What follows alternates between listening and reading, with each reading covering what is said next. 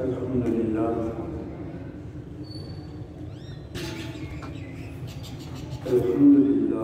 وكفى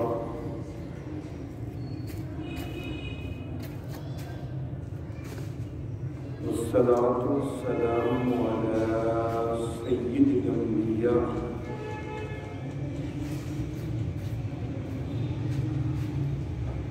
وعلى آله وأصحابه الأتقياء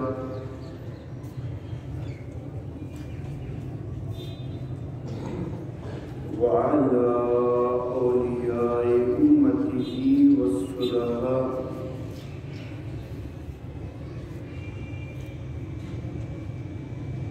ونشهد أن لا إله إلا الله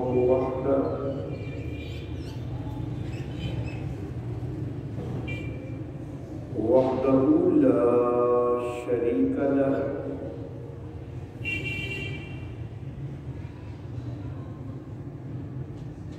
ونشهد أن سيدنا ومولانا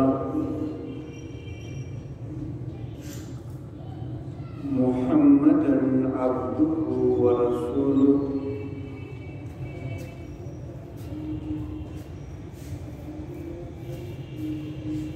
أما بعد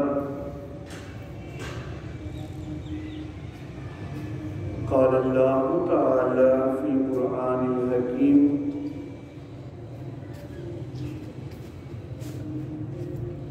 أعوذ بالله من الشيطان الرجيم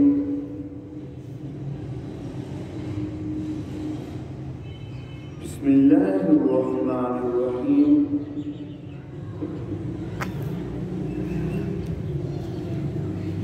ولا تقتلوا أولادكم خشية إملاق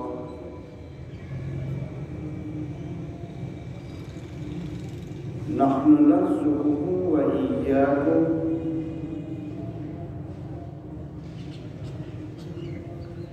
إن قتلهم كان خطأ كبيرا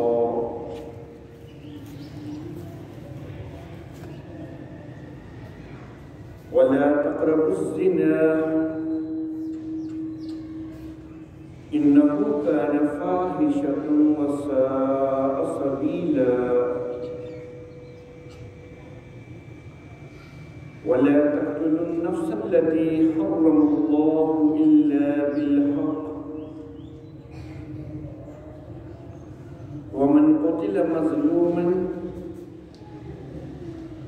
فقد جعلنا لوليه سلطانا فلا يسرف في القتل إنه كان منصورا ولا تقربوا مال اليتيم إلا بالتي هي أحسن حتى يبلغ أشده وأوفوا بالعهد إن العهد كان مسؤولا وأوفوا الكيل إذا كلتم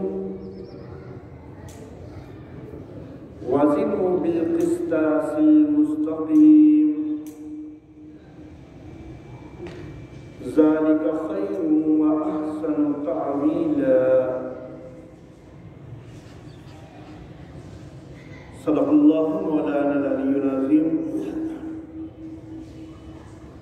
وبلغنا نبيه ورسوله الكريم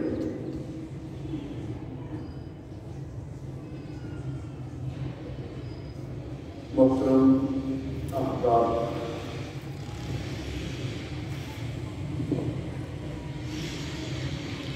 آج کے خطبہ جمعہ کے لیے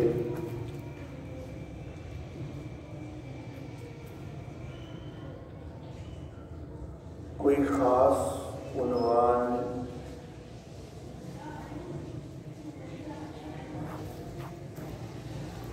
ذہن میں رکھ کے حاضر نہیں ہوا تھا،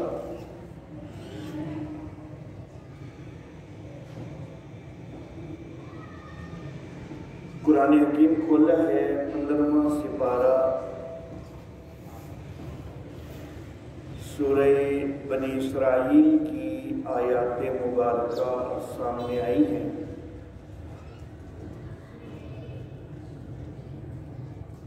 اور جو آیات مبارکہ سامنے آئی ہیں انہی میں سے 5 آیات مبارکہ تلاوت کرنے کی سعادت حاصل ہوئی ہے۔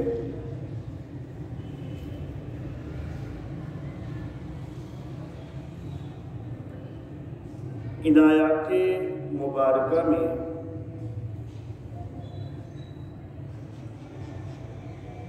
اللہ رب العزت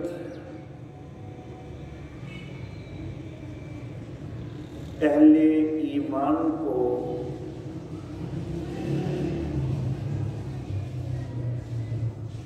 کچھ معاشرتی معاملات کے حوالہ سے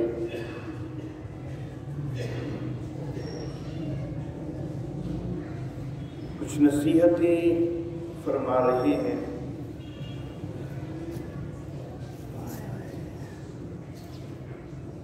اللہ اللہ، سب سے پہلی بات جو یہاں اللہ رب العزت نے ذکر فرمائی ہے وہ یہ ذکر فرمائی ہے کہ وَلَا تَقْتُلُوا أَوْلَادَكُمْ خَشْيَةَ إِمْلَاقٍ، اپنی اولاد کو قتل نہ کرو مفلسی کے ڈر سے۔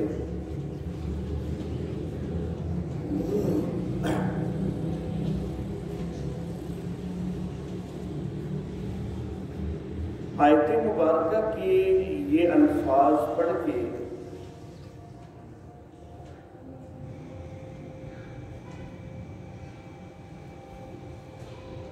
ایک حیرت ہوتی ہے کہ کیا کوئی اتنا بدبخت بھی ہو سکتا ہے کہ جو مفلسی کے ڈر سے اپنی اولاد کو قتل کرنے لگ جائے۔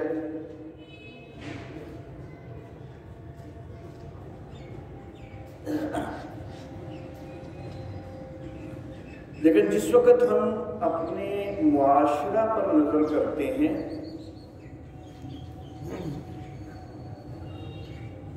اور یہ معاشرہ وہ کہ جو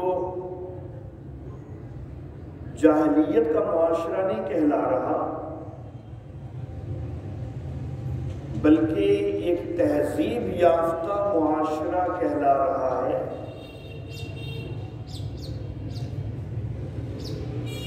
اس معاشرہ میں بھی ہمیں ایک چیز نظر آتی ہے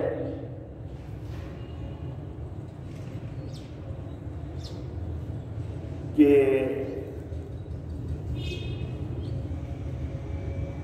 دو بچوں کے بعد تیسری دفعہ حمل ٹھہر گیا تو حمل ضائع کروا دیا جاتا ہے،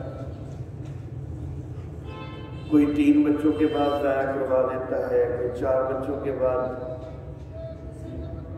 اور خاص طور پر یہ نعرہ تو بڑا معروف ہو گیا کہ بچے 2 ہی اچھے، اور اس نعرہ کے زیر اثر حمل ضائع کروانا یہ ایک ہمارے معاشرہ میں عام بات ہو چکی ہے۔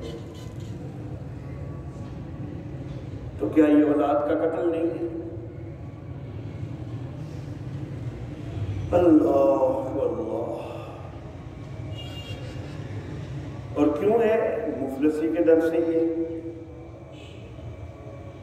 میرے اللہ رب العزت نے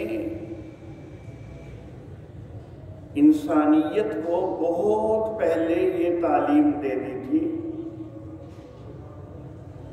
جس وقت اس نعرے کا ابھی معاشرے میں تصور بھی نہیں تھا، بلکہ اس معاشرے میں زیادہ سے زیادہ بچے پیدا کرنا وہ ایک معاشرتی لحاظ سے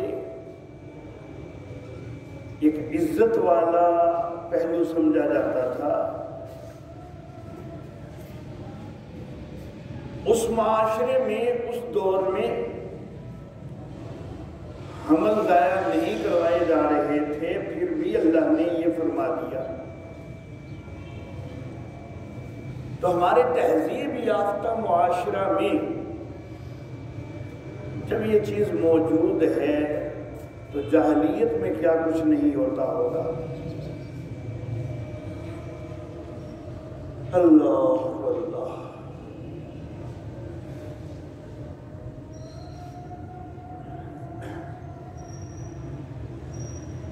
رحمت کائنات سید الانبیاء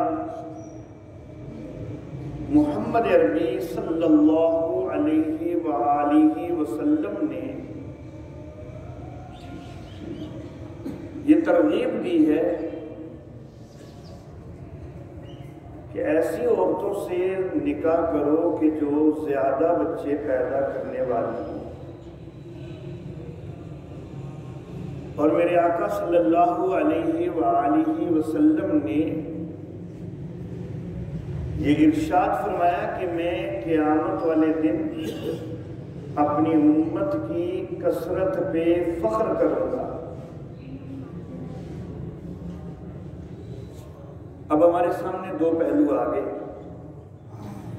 ایک پہلو یہ آ گیا ہمارے سامنے کہ جو دور حاضر میں ہمارے معاشرہ میں ایک نعرہ کی شکل میں رائج ہو رہا ہے، اور ایک دوسرا پہلو جو رحمت کائنات صلی اللہ علیہ وآلہ وسلم کا ارشاد ہے.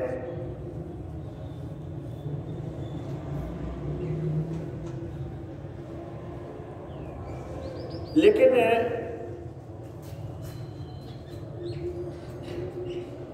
کوئی بھی مسئلہ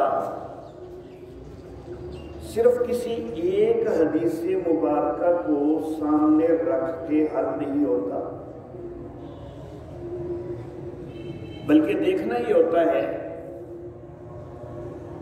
کہ اس حوالہ سے قرآن حکیم میں اور احادیث مبارکہ میں کوئی اور بھی کیا تعلیم موجود ہے. اس عنوان کے حوالہ سے جو آیات مبارکہ اور احادیث نبویہ سامنے ہوں ان سب کو مد نظر رکھ کے مسئلہ اخذ کیا جاتا ہے.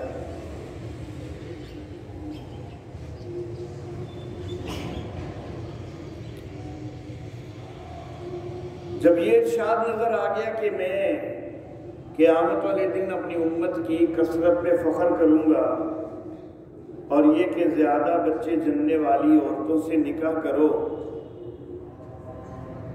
تو اس کا یہ مطلب بھی نہیں ہے کہ بالکل جو ہے وہ کسی اور چیز کی پرواہ کیے بغیر بس کام ہی یہ شروع کر دیا جائے کہ بس ہم نے کثرت ہی کثرت کرنی ہے.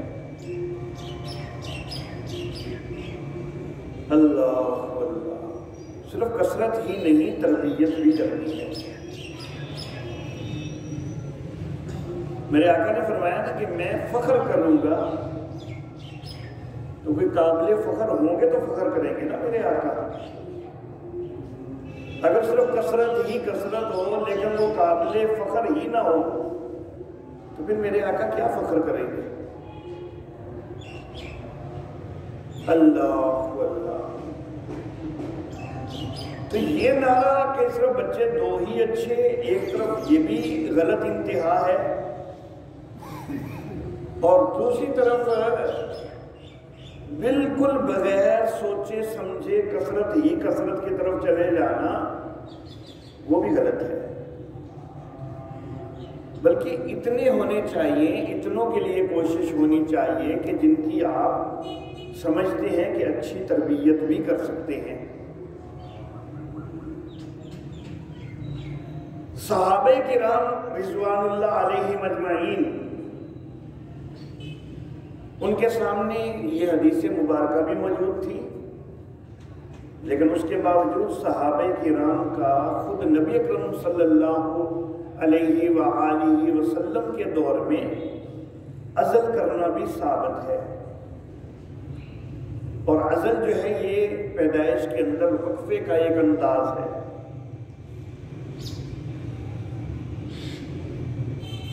اللہ اللہ، تو صحابہ کرام پیدائش کے اندر وقفے کا بھی ایک انداز وہ اختیار کر رہے تھے۔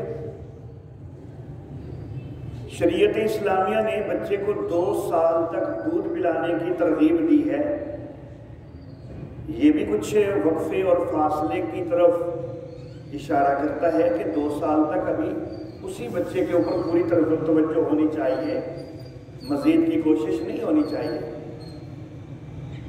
تو ٹھیک ہے میرے آقا کثرت پہ فخر کریں گے، لیکن وہ قابل فخر ہوں بھی تو صحیح نا، تربیت بھی تو کی جا سکے نا۔ اللہ اللہ، تو ایک اعتدال کی روش ہونی چاہیے، نہ یہ کہ بالکل صرف 2 کے اوپر قناعت کر لی جائے اور اسی کو حرف آخر سمجھ لیا جائے، اور نہ یہ کہ انتہائی کثرت کے ہر سال نیا ماڈل سامنے آ رہا ہے، ایسا بھی نہیں ہونا چاہیے۔ ایک مناسب وقفہ ہونا چاہیے، بیوی کی صحت کا، اس کے تندرستی کا بھی خاص طور پر خیال رکھنا چاہیے، اس کے اندر کتنی ہمت ہے اس کا خیال رکھنا چاہیے، کتنا وقفہ اس کی صحت اور تندرستی کو نقصان نہیں دے گا، تو یہ ساری چیزیں مد نظر ہونی چاہیے۔ تو بہرحال میرے اللہ رب العزت نے ارشاد فرمایا کہ وَلَا تَقْتُلُوا أَوْلَادَكُمْ خَشْيَةَ إِمْلَاقٍ، اپنی اولاد کو مفلسی کے ڈر سے قتل نہ کرو۔ نَحْنُ نَرْزُقُهُمْ وَإِيَّاكُمْ، ہم ان کو بھی رزق دیتے ہیں اور تم کو بھی۔ اللہ اللہ، اگر ہمارے معاشرہ میں دیکھا جائے نا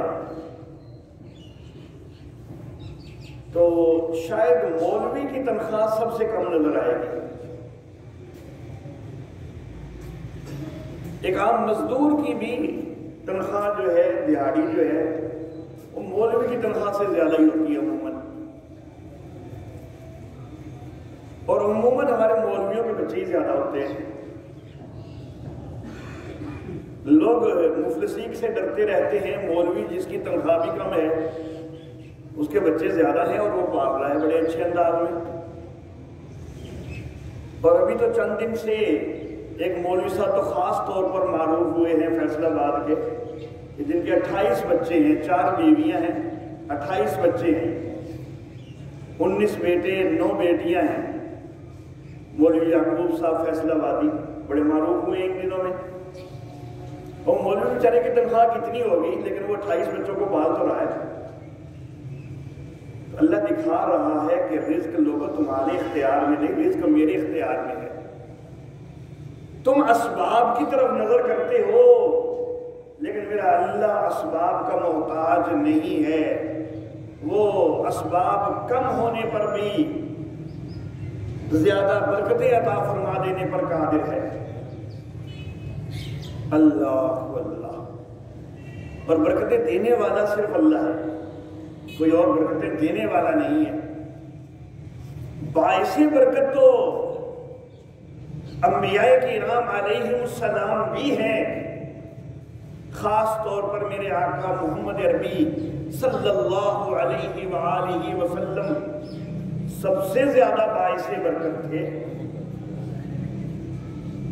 باعث برکت علماء بھی ہوتے ہیں، باعث برکت تو اللہ نے رمضان کو مبارک کہا ہے، باعث برکت تو مہینہ بھی ہے رمضان کا، اللہ نے اس رات کو برکت والا کہا ہے کہ جس رات میں قرآن نازل ہوا، باعث برکت تو وہ رات بھی ہے۔ اللہ نے ارض فلسطین اور اس کے ارد گرد کے علاقے کو برکت والا کہا، باعث برکت تو وہ زمین بھی ہے۔ باعث برکت تو ہونا اور چیز ہے، برکات دہندہ ہونا اور چیز ہے۔ برکتیں دینے والا صرف میرا اللہ ہے۔ اللہ اللہ۔ میں اکثر کہا کرتا ہوں کہ اللہ رب العزت نے امت محمدیہ کو جو درود شریف سکھلایا ہے نا،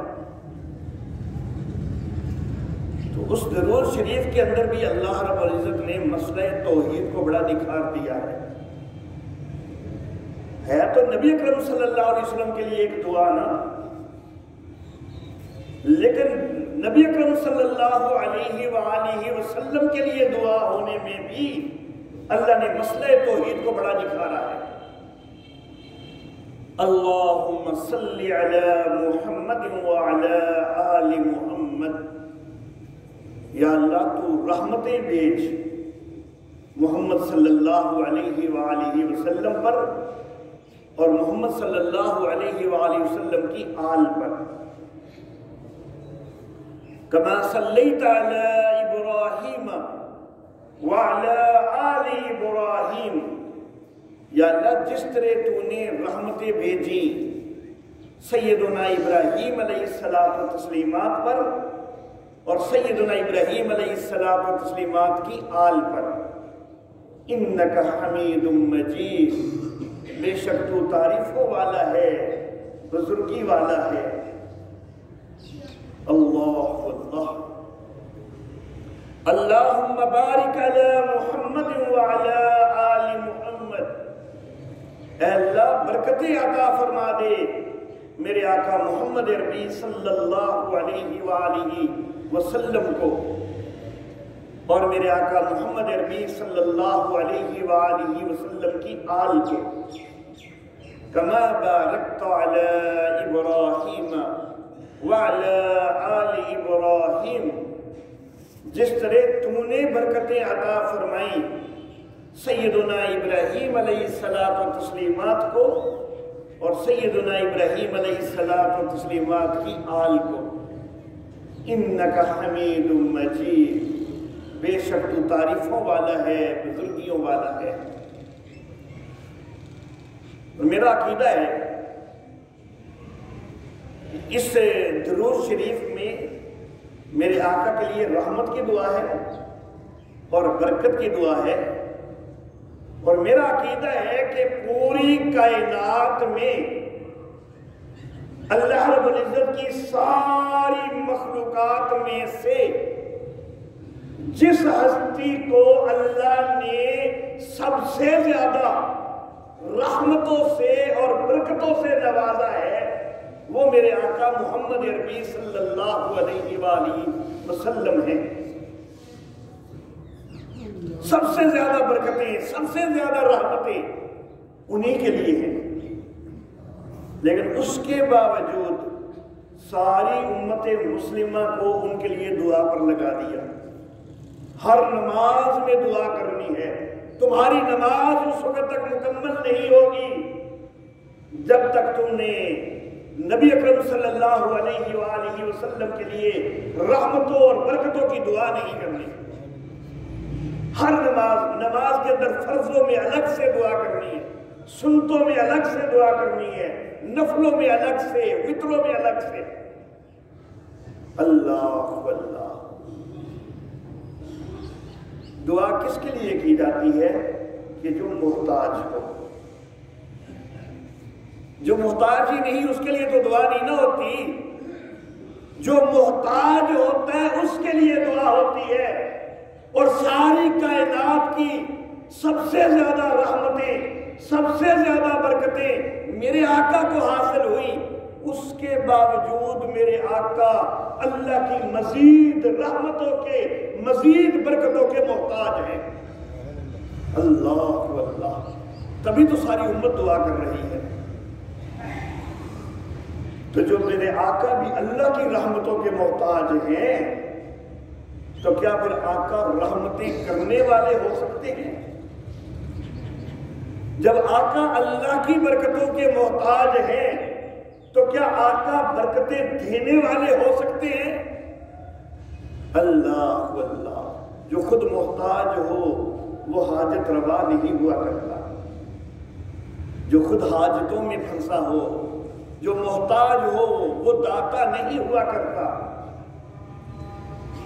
اللہ اللہ۔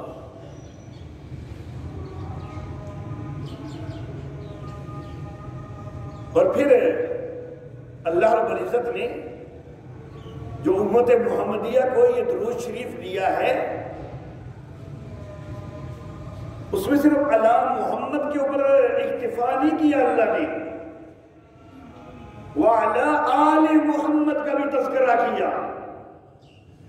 اگر صرف یوں ہوتا نا اللہم صلی علی محمد اور اللہم بارک علی محمد، تو کوئی کہنے والا کہہ سکتا تھا کہ اللہ کی رحمتیں اور اللہ کی برکتیں نبی اکرم صلی اللہ علیہ وآلہ وسلم کے لیے، اور آگے نبی اکرم صلی اللہ علیہ وآلہ وسلم سب کو برکتیں دینے والے، سب کو رحمتیں دینے والے۔ پھر کوئی یہ کہہ سکتا تھا کہ اللہ کی رحمتوں کے تو محتاج ہیں لیکن باقیوں کو رحمتیں دینے والے ہیں، اللہ کی برکتوں کے محتاج ہیں، باقیوں کو برکتیں دینے والے ہیں۔ لیکن اللہ رب العزت نے درود شریف امت کو وہ سکھایا کہ جس میں اس چیز کا بھی دروازہ بند کر دیا، فرمایا کہ اللہم صلی علی محمد وعلی آل محمد، محمد کو بھی یا اللہ برکتیں دینے والا، رحمتیں دینے والا تو، اور محمد کی آل کو بھی تو ہی رحمتیں دینے والا، محمد کی آل کو بھی تو ہی برکتیں دینے والا۔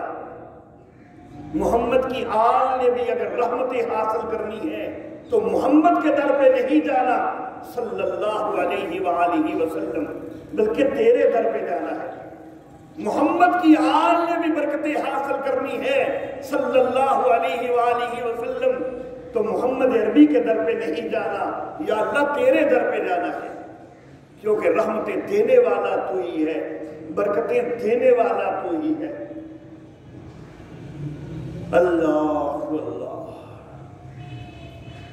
کسی ساتھی کے ذہن میں سوال آ سکتا ہے کہ اللہ تو فرماتے کہ وَمَا أَرْسَلْنَاكَ إِلَّا رَحْمَةً لِّلْعَالَمِينَ، اے نبی ہم نے تجھے نہیں بھیجا مگر جہانوں پر رحمت کرنے کے لیے۔ تو لکال مسلم کہہ رہا ہے کہ رحمتیں دینے والا اللہ ہی ہے۔ اللہ تو کہہ رہے ہیں کہ ہم نے آپ کو بھیجا ہے رحمتیں کرنے کے لیے، جہان پر رحمتیں کرنے کے لیے۔ لیکن میں یہ عرض کرنا چاہوں گا کہ قرآن کو سمجھنے کے لیے عربی گرامر کی واقفیت ضروری ہے۔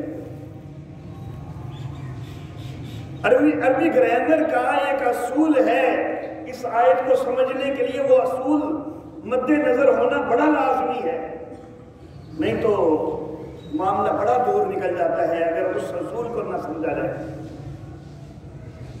اگرچہ گرامر کے اصول جو ہیں وہ بڑے لمبے چوڑے ہوتے ہیں اور ان کو سمجھنا بھی ذرا مشکل ہوتا ہے، لیکن میں انشاءاللہ سادہ سے اور آسان سے لفظوں میں سمجھاؤں گا کہ جس سے سمجھ آ جائے سارے احباب کو۔ عربی گرامر کے اندر ایک اصطلاح ہے مفعول لہو۔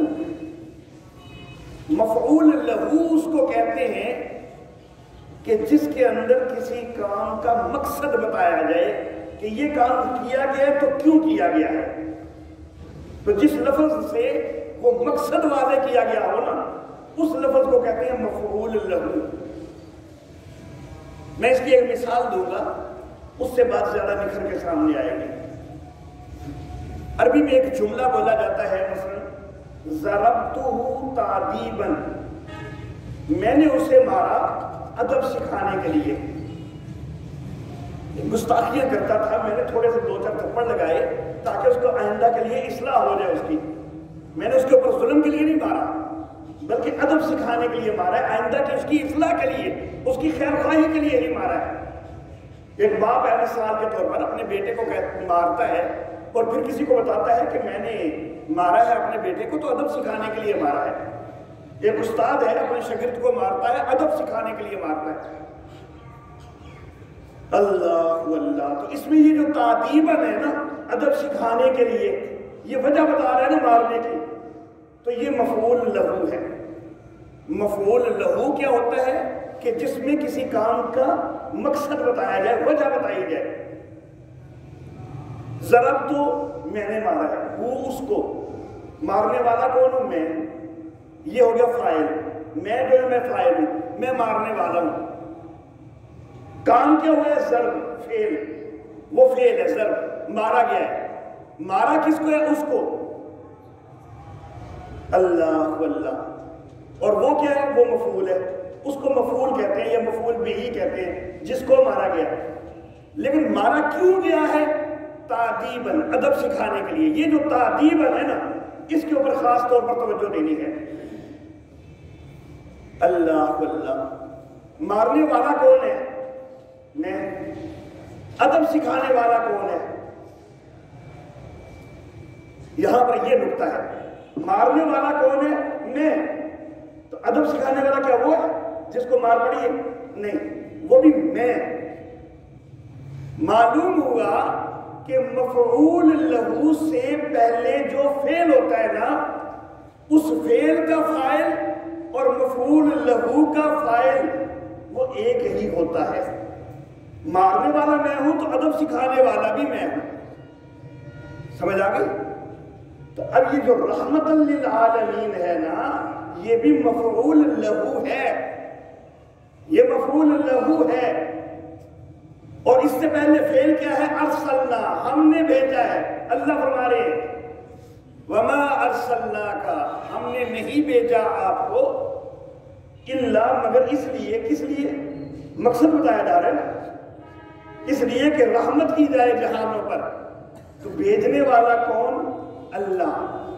تو مفعول لہو کا فاعل وہی ہوتا ہے جو پہلے فعل کا فاعل ہوتا ہے۔ تو بھیجنے والا اللہ، تو اس بھیجنے کے ذریعے رحمتیں کرنے والا بھی اللہ۔ رحمتیں میرے آقا کے اختیار میں نہیں دے دی گئی، رحمتیں کرنے والا اللہ، رحمتوں کا سبب ہے میرے آقا محمد عربی صلی اللہ علیہ وآلہ وسلم۔ وما ارسلناک الا رحمت للعالمین، اے میرے محبوب ہم نے آپ کو نہیں بھیجا مگر اسی لیے کہ آپ کو بھیجنے کے ذریعے ہم رحمتیں کریں۔ یہ نہیں کہ آپ رحمتیں کرنی شروع کر دیں، آپ کے اختیار میں رحمتیں کوئی نہیں ہے۔ اللہ واللہ، رحمتیں ہیں تو اللہ کے اختیار میں ہیں، کسی نبی کے اختیار میں نہیں، کسی ولی کے اختیار میں نہیں۔ برکتیں ہیں تو اللہ کے اختیار میں ہیں، کسی نبی کے اختیار میں نہیں، کسی ولی کے اختیار میں نہیں۔ اللہ اللہ، باعث برکت ضرور ہو سکتے ہیں، باعث رحمت ضرور ہو سکتے ہیں، میرے آقا باعث رحمت ہیں، میرے آقا باعث برکت ہیں، اور ایسے باعث رحمت ہیں، ایسے باعث برکت ہیں اللہ اللہ کہ ساتھ لگنے والوں کو بھی رحمتیں اور برکتیں مل جاتی ہیں آپ کی وجہ سے۔ اللہ اللہ، ابو بکر آتے ہیں تو آپ کے ساتھ لگنے سے صدیق ہو جاتے ہیں، عمر آتے ہیں فاروق بن جاتے ہیں، عثمان آتے ہیں ذی النورین بن جاتے ہیں، علی آتے ہیں حیدر کرار بن جاتے ہیں۔ یہ میرے آقا کی وجہ سے ان کو امتیازات مل گئے، میرے آقا کی وجہ سے ان پر رحمتیں ہو گئی، میرے آقا کی وجہ سے ان پہ برکتیں ہو گئی۔ اللہ اللہ، لیکن رحمتیں دینے والا کون؟ صرف میرا اللہ۔ برکتیں دینے والا کون؟ صرف میرا اللہ۔ اللہ اللہ، تو میں عرض کر رہا تھا کہ اللہ رب العزت اسباب کم بھی ہونا، اسباب کم بھی ہو تب بھی بڑے اچھے گزارے کروا دیا کرتے ہیں۔ اللہ اللہ، میں ایک جملہ بولا کرتا ہوں کہ اللہ کچھ کو آزماتا ہے تھوڑا دے کر کے یہ صبر کرتے ہیں یا نہیں۔ کچھ کی آزمائش یہ ہوتی ہے کہ ان کو تھوڑا دیا جاتا ہے کہ صبر کرتے ہیں یا نہیں، اور کچھ کی آزمائش یہ ہوتی ہے اللہ ان کو زیادہ دیتے ہیں کہ شکر کرتا ہے کہ نہیں۔ زیادہ دے کے اللہ کیا آزماتے ہیں کہ شکر کرتا ہے کہ نہیں۔ اللہ اللہ، اور جو مولوی حضرات ہیں ان کی آزمائش تو ہے اصل میں تھوڑا دے کر صبر والی، لیکن الحمدللہ ثم الحمدللہ مولوی صرف صبر ہی نہیں کرتا، شکر بھی کرتا ہے۔ اللہ اللہ، کیونکہ مولوی کو اللہ برکتیں عطا کر دیتا ہے، مولوی کو اللہ کے اوپر اعتماد ہے، اللہ برکتیں عطا کر دیتا ہے۔ اللہ اللہ، پورے معاشرے سب تو کٹ تنخواہ مولویاں دی، لیکن کدی ہڑتال کی تھی مولویاں دی؟ میں نماز نہیں پڑھانی، میری تنخواہ بتاؤ۔ کبھی کسی مولوی نے ہڑتال نہیں کی ہے۔ معاشرے کے سارے دیگر طبقات ہڑتالیں کرتے رہتے ہیں، مطالبے کرتے رہتے ہیں تنخواہوں کے بڑھانے کا، مولوی نہیں کرتے۔ اللہ اللہ، تو اللہ رب العزت فرماتے ہیں کہ لوگوں، مفلسی کے ڈر سے اولاد کو قتل نہ کرو، یہ تم نے پالنا ہے، تم نے اپنے آپ کو رازق سمجھ لیا ان کا، تم نے اپنے آپ کو ان کا داتا سمجھ لیا ہے۔ اللہ اللہ، بچوں کے پالنے والے اگر والدین ہوا کرتے تو پھر وہ بچے تو کبھی نہ پلتے کہ جن کے والدین فوت ہو جائیں، لیکن پالنے والا میرا اللہ ہے۔ نحن نرزقہم وإیاکم، تمہیں رزق دیا ہے تو وہ بھی ہم نے دیا ہے، ان کو رزق دے رہے ہیں تو وہ بھی ہم دے رہے ہیں، کیوں ان کو مفلسی کے ڈر سے ان کو قتل کر دیتے ہو، حمل ضائع کر دیتے ہو؟ اللہ اللہ، تو رزق کے اختیارات، رزق کے خزانے صرف میرے اللہ کے پاس ہیں۔ اللہ اللہ، رازق میرا اللہ ہے، رزاق میرا اللہ ہے، اور اسی کا اردو ترجمہ ہے داتا۔ تو داتا کیا پھر کوئی اور ہے؟ رازق میرے اللہ کی صفت، عربی میں ہو تو اللہ، اردو میں آئے تو کوئی اور ہو جائے؟ نہیں بھائی، جو صفت اللہ کی عربی میں ہے تو اردو میں بھی وہ صفت اللہ ہی کی ہے، وہ صفت کسی اور کے لیے نہیں ہو سکتی۔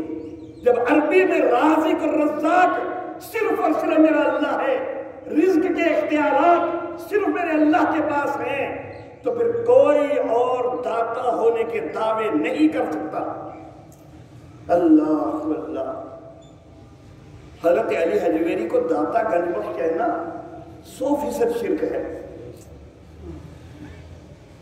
ہم لوگ کہتے رہے، کہتے جا رہے ہیں، اور پھر کہتے ہیں ہم شرک تو نہیں کرتے۔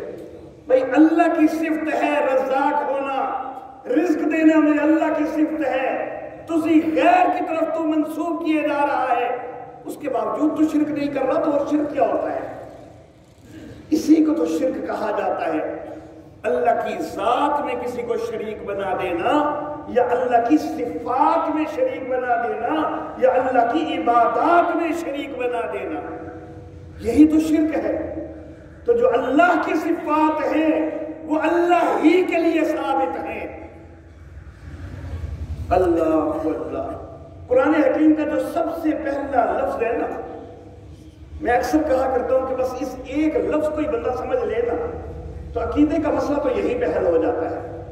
الحمدللہ، سورۃ الفاتحہ کا آغاز اسی سے ہو رہا ہے نا، الحمدللہ۔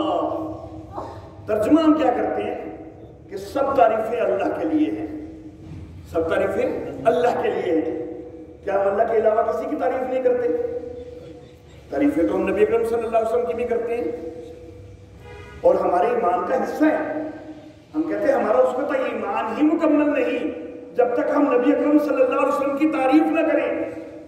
انبیاء کی تعریفیں نہیں کرتے ہیں، اور ہمیں کرنی چاہیے، کہ ہمارے ایمان کا حصہ ہے۔ صحابہ کی تعریفیں ہمارے ایمان کا حصہ ہے، کرنی چاہیے۔ تو اللہ کیا فرما رہے ہیں کہ الحمدللہ، سب تعریفیں اللہ کے لیے ہیں۔ اللہ اللہ، تو سمجھنا ہوگا کہ وہ کون سی سب تعریفیں ہیں کہ جو اللہ کے لیے ہیں۔ نہیں تو تعریف تو ہم اوروں کی بھی کرتے ہیں، حتیٰ کہ اپنے جانوروں تک کی تعریفیں کر دیتے ہیں، بے جان چیزوں تک کی تعریفیں کر دیتے ہیں، اور قرآن کا پہلا لفظ یہ کہہ رہا ہے کہ سب تعریفیں اللہ کے لیے ہیں۔ تو پھر پتہ چلانا چاہیے نا کہ آخر وہ کون سی سب تعریفیں ہیں کہ جو اللہ کے لیے ہیں۔ تو ساری وہ تعریفیں کہ جو اللہ کی ذات کے لائق ہیں وہ اللہ ہی کے لیے ہیں۔ ہر وہ تعریف کہ جو اللہ کی ذات کے لائق ہے وہ کسی اور کے لیے نہیں ہو سکتی. اگر وہ کسی اور کے لیے بناؤ گے شرک ہو جائے گا. لیکن جو تعریف اللہ کی ذات کے لائق نہیں وہ کسی اور کی بنا دو. اللہ اللہ. میں مثال دیا کرتا ہوں ایک چھوٹی سی تعریف کی اور ایک بہت بڑی تعریف کی. تیز دوڑنا تعریف تو ہے نا, گھوڑے کی ہو تو تعریف ہے, کسی کھلاڑی کی ہو تعریف ہے. لیکن کیا معاذ اللہ ثم معاذ اللہ ہم اللہ کے لیے یہ لفظ استعمال کر سکتے ہیں کہ اللہ بڑا تیز دوڑتا ہے؟ معاذ اللہ ثم معاذ اللہ یہ ہم نہیں کر سکتے. یہ اللہ کی ذات کے لائق نہیں ہے. جب یہ اللہ کی ذات کے لائق نہیں ہے تو یہ اللہ کے لیے تعریف ہے ہی نہیں. یہ وہ تعریف نہیں ہے کہ جو اللہ کے لیے کی جائے. تو یہ ایتھلیٹ کی ہو سکتی ہے, یہ گھوڑے کی ہو سکتی ہے. اللہ اللہ. یہ ایک چھوٹی سی تعریف ہے. اور ایک بہت بڑی تعریف, بہت بڑی تعریف, اور میں سمجھتا ہوں شاید مخلوقات کے لیے اس سے بڑی تعریف اور کوئی نہ ہو. امام الانبیاء ہونا, نبیوں کا امام ہونا, کتنی بڑی تعریف ہے. کسی مخلوق کی میرے خیال میں اس سے بڑی تعریف اور کوئی نہیں ہوگی کہ وہ تو نبیوں کا بھی امام ہے. اللہ اللہ. لیکن کیا یہ اللہ کی ذات کے لائق ہے؟ تعریف کو چھوٹی جی تو نہیں نا, تعریف چھوٹی جی نہیں, لیکن اللہ کی ذات کے لائق نہیں ہے. اللہ نے امام بن کے امامت نہیں کروانی, بلکہ اللہ کے سامنے تو سب نے جھکنا ہے. یہ اللہ کی ذات کے لائق نہیں ہے تو یہ نبی اکرم صلی اللہ علیہ وسلم کی تعریف ہو گئی. تو جو تعریف اللہ کی ذات کے لائق نہیں وہ کسی اور کی ہو سکتی ہے, اور جو تعریف اللہ کی ذات کے لائق ہے وہ صرف اللہ ہی کی ہے, وہ کسی اور کی نہیں ہو سکتی. تو رازق ہونا, داتا ہونا یہ اللہ کی ذات کے لائق ہے, تو پھر داتا صرف اللہ ہے, کوئی اور نہیں ہو سکتا. رازق صرف اللہ ہے, کوئی اور نہیں ہو سکتا. ہر جگہ موجود ہونا یہ میرے اللہ کی ذات کے لائق ہے, تو ہر جگہ موجود صرف اللہ ہے, کوئی اور نہیں ہو سکتا. سب کچھ جاننے والا یہ میرے اللہ کی ذات کے لائق تعریف ہے, تو یہ صرف اللہ ہی کے لیے ہے, یہ کسی اور کے لیے نہیں ہو سکتی. مشکل کشا ہونا, حاجت روا ہونا, یہ تعریفیں میرے اللہ کی ذات کے لائق ہے, تو پھر میرا اللہ ہی مشکل کشا ہے, کوئی اور نہیں ہو سکتا. میرا اللہ ہی حاجت روا ہے, کوئی اور نہیں ہو سکتا. اللہ اللہ. میرے محترم احباب, آیات مبارکہ تو میں نے 5 تلاوت کی تھی, لیکن پہلی آیت مبارکہ کے متعلق کی بات کرتے ہوئے بات بڑی تفصیلی ہو گئی اور جمعہ کا مختصر وقت مزید اجازت نہیں دے رہا. اسی کے اوپر جو ہے وہ اکتفا کرنا چاہوں گا. وآخر دعوانا ان الحمدللہ رب العالمین.